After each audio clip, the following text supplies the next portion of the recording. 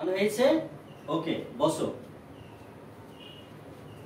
আমি তোমরাকে আজকে ক্লাসটি একেবারে যেগুলো প্রাথমিক শিক্ষার মধ্যে পড়ে সেগুলো নিয়ে আলোচনা করছি। আজকে যেমন দেখো লেখা আছে এখানে বোর্ডে যে fill in the blanks with am is are. এই কথাটার বাংলা মানে কে বুঝতে পেরেছো?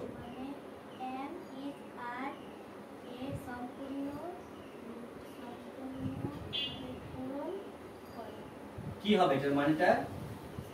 কি বুঝতে পেরেছিস বল আমাকে।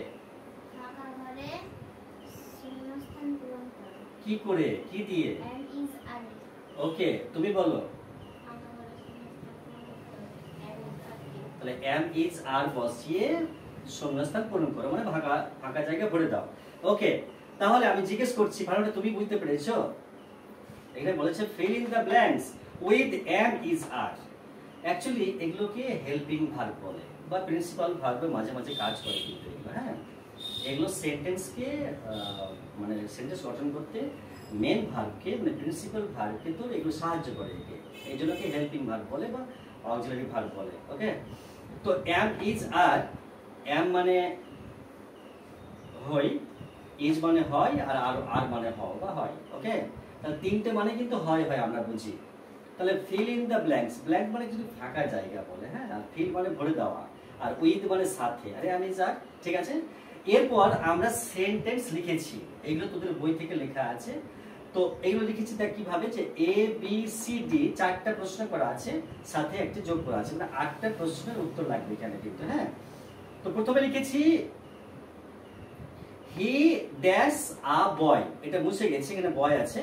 তো এখানে কোন ভার্বটি বসবে? ইজ বসবে। কেন ইজ বসলো?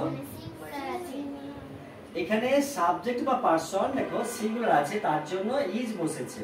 ওকে, সাপোজ আমি একটু জিজ্ঞেস করে দিই, এখানে তোমার যদি এটা মানে দে হতো তাহলে কি বসতো? কেন? দেটা মানে সাবজেক্ট প্লুরাল হয়ে যাচ্ছে, তার জন্য এখানে দে আর বসতো। তাহলে এখানে কেন আর বসছে না? এখানে সাবজেক্ট একজন আছে, সিঙ্গুলার আছে, তার জন্য এখানে হি ইজ আ বয়। এর বাংলা অনুবাদ কি হবে? ওকে, ফ্যান্টাস্টিক। তাহলে হিজ নেম ড্যাশ রাজা, কি হবে এটার মানে? ইজ কেন হলো? তাহলে হিজ, এখানে হিজ বলতে এখানে কিন্তু রাজাকে বোঝাচ্ছে, তাই না? তো রাজার নাম, এখানে তার নাম হচ্ছে রাজা। তাহলে এখানে ইজ বসেছে কারণ এখানে সাবজেক্ট সিঙ্গুলার আছে। ওকে, এবং থার্ড পারসন আছে। ঠিক আছে, এবার বি দেখো, সি ড্যাশ আ গার্ল, মানে কি হবে? এখানে ইজ বসলো, তাই না? ইজ কেন বসলো? সাবজেক্ট বা পারসন সিঙ্গুলার আছে বলে, তাহলে এখানে ইজ বসেছে, তাই না? এবার হার নেম ইজ টিনা, তাই তো? তো এখানে দেখো এখানে হার কেন বসেছে? এই সেন্টেন্সের মধ্যে হার কেন বসলো? হার নেম ইজ টিনা কেন বসলো? Wow, fantastic. এখানে টিনা একটি মেয়ের নাম বোঝাচ্ছে, তার জন্য এখানে হার বসেছে। আচ্ছা, হিজ বসলে মানে হিজ ছেলে হতো। ওকে, এবার দেখো নাম্বার সি আছে, এই সি এর সেন্টেন্সটা কি হবে একটু বলো তো আমাকে পড়ে শোনাও। I am a student, মানে কি হবে? আমি হই একটি ছাত্র। ওকে, তারপরে কি হবে এটা? I am a tall boy, মানে আমি হই একটি ছোট ছেলে। টল মানে ছোট বলো তোমরা, না, শর্ট মানে বেটে, আর টল মানে লম্বা। লম্বা। বলো আমি একটা লম্বা ছেলে। ওকে, ঠিক আছে, তোমরা খুব সুন্দর বলতে পারছো। আচ্ছা, লাস্টে দেখো একটা কি লেখা আছে, যে এখানে ডি লেখা আছে, তাহলে Mrs Ghosh dash a professor, তাহলে কি হবে? এখানে কি বসবে? কেন? ইজ হবে। কেন? আর কেন হবে? ইজি হবে। কেন? একটু একটু এক্সপ্লেন কর, কেন হবে কেন?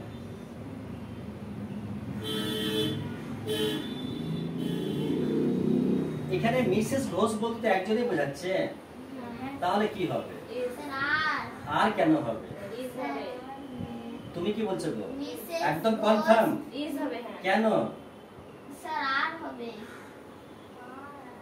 ইজ হবে এখানে, ইজ হবে কারণ সাবজেক্ট সিঙ্গুলার নাম্বার আছে, এ প্রফেসর, তাহলে সি তারপরে ইজ মাই সিস্টার। সাবজেক্ট তো সিঙ্গুলার, এখানে মিসেস ঘোষ তো একজন করে আছে, এখানে এস যুক্ত প্লুরাল ভাবিস না, এটা শ্রীমতী। ওকে, তার জন্য এখানে ওকে। তাহলে বুঝতে হবে যে সাবজেক্ট যদি মানে একটা সেন্টেন্স কি না, এটা একটা সেন্টেন্স, তাহলে হি ইজ আ বয় মানে সে একটি বালক, তাই কি না, একটা ছেলে, এটা একটা সেন্টেন্স। তো এই সেন্টেন্সের মধ্যে তোমার যদি সাবজেক্ট সিঙ্গুলার নাম্বার হয় তবে কিন্তু এখানে ইজ বসবে। ওকে, যদি প্লুরাল হয় তবে আর বসবে। ঠিক আছে, এরপরে এর থেকে একটু টাফ তোমার, এবার দেখো কি বলছি আমি, বিয়েরটা। Make 6 sentences from the following table. তাহলে নিচের তালিকা থেকে, টেবিল থেকে 6টি বাক্য গঠন করো। ওকে, তোমাকে কিন্তু এটা বাড়িতে ভালো করে শুনতে হবে, ভালো করে বুঝে নিতে হবে, এটা পোস্ট করে দেওয়া হবে এবং তোমাকে জিজ্ঞেস করে বাড়ির কাজ দেওয়া হবে। তুমি তো ছোট বলে তো এর থেকে ছোট ক্লাসে নেই, তোমাকে এটা জানাটা একদম কি বলবো, একদম জানতেই হবে, অপরিহার্য। ওকে, আচ্ছা তো আসছি, তাহলে তোমরা বলো তো একটু যে আই মানে আমি, উই মানে আমরা, ইউ মানে তুমি বা তোমরা, ইউ মানে তুমি বা তোমরা, আর হি মানে সে, সি মানে সে, দে মানে তারা। আচ্ছা, হি আর সি এর মধ্যে পার্থক্য কি? স্যার হি মানে ছেলেকে বোঝায়, সি মানে মেয়েকে বোঝায়। ও মাই গড, ফ্যান্টাস্টিক। আমি কিন্তু এগুলোই ভাবি কিন্তু আগে, যে এগুলো ভালো করে বুঝে নিতে হবে। ওকে, তাহলে ইজ মানে এম মানে সবটাই হয় হয় বলেছি, কিন্তু স্টুডেন্ট মানে ছাত্র, আর ফ্রেন্ড মানে বন্ধু, টিচার মানে শিক্ষক, আর মাই সিস্টার মানে আমার বোন, মাই ব্রাদার মানে আমার ভাই, আ গার্ল মানে একটি মেয়ে, আচ্ছা সাপোজ ধর একটি মেয়ে। একটি মেয়ে, তো দ্য গার্ল মানে the girl, মানে বালিকাটি। Wow, fantastic. ওকে, তো তাহলে তোমরা একটা তোমাকে জিজ্ঞেস করবো, ওকে জিজ্ঞেস করবো, ওকে জিজ্ঞেস করবো, আবার চলে আসবে এখানে, তাহলে ডাবল, তাহলে তোমার দুজন দুজন করে যদি হয়ে যায় তাহলে 6টা সেন্টেন্স হয়ে যাচ্ছে, এখানে 6 সেন্টেন্স বলা আছে। ওকে, তাহলে প্রথমে তুমি বলো, একটা সেন্টেন্স গঠন করো। I am a student. তাহলে আই এম,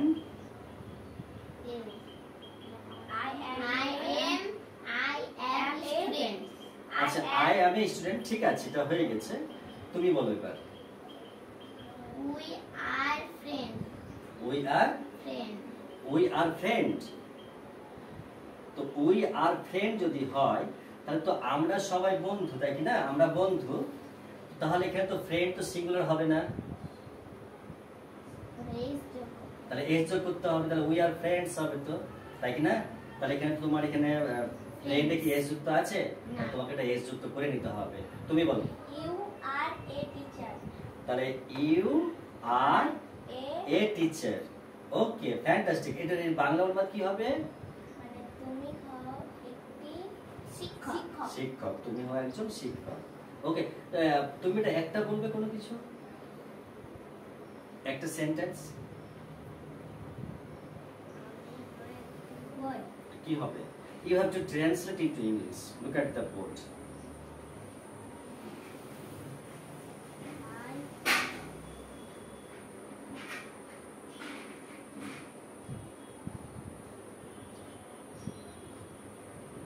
এগুলো দেখতে হবে, তোরা তো বড় আছিস কি না, এগুলো বাড়িতে ওকে দেখতে হবে, ঠিক আছে। আর এই ভিডিও ক্লিপটা ও কিন্তু বাড়িতে দেখবে, আর যদি না দেখে বা বুঝতে আমি প্রমাণ পেয়ে যাব এই কাজ কিভাবে হলো, তোমাকে বাড়িতে শুনতে হবে। এটা ছোটদের শেখার জন্য আমরা এটা করছি বড়দেরকে দিয়ে। ওকে, তাহলে আরো একটা তুমি সেট করতে হবে তোমাকে। He is a girl. She is a girl. Okay, বলো। They are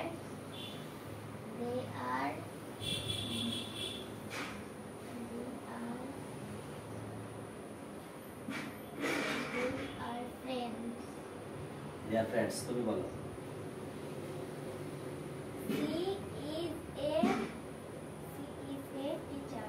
She is a teacher. She is a teacher.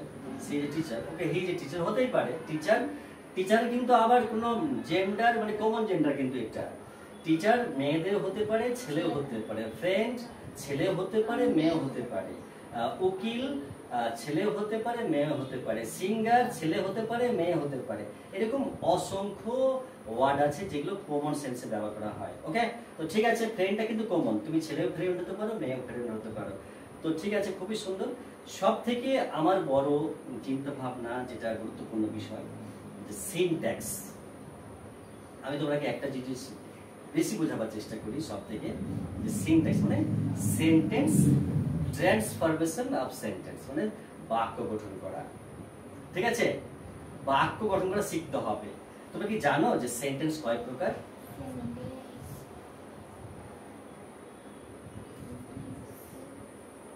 Sentence কয় প্রকার? সেন্টেন্স বাক্য কত প্রকার? কি কি কি কি কয় প্রকার বল? তুই বল কয় প্রকার?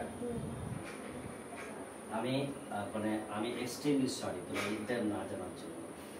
বাক্য তো অ্যাকর্ডিং টু মিনিং বাক্য 5 প্রকার: simple, assertive, interrogative, exclamatory, objective আছে না? আর অপরদিকে যেটা আরো একটা গুরুত্বপূর্ণ বিষয় আছে যে অ্যাকর্ডিং টু স্ট্রাকচার, গঠনগত দিক দিয়ে সেন্টেন্স 3 প্রকার: সিম্পল, কম্পাউন্ড এন্ড কমপ্লেক্স। তো এই অ্যাকর্ডিং টু মিনিং তো সেটা তো বুঝবি তো, অর্থগত দিক দিয়ে যেটা হয় 5 প্রকার।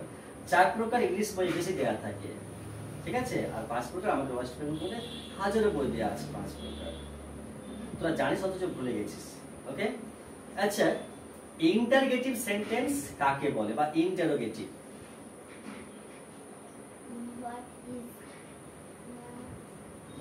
জোরে কথা বল না, মারবো কিন্তু আমি। জোরে কথা বল। What is your name?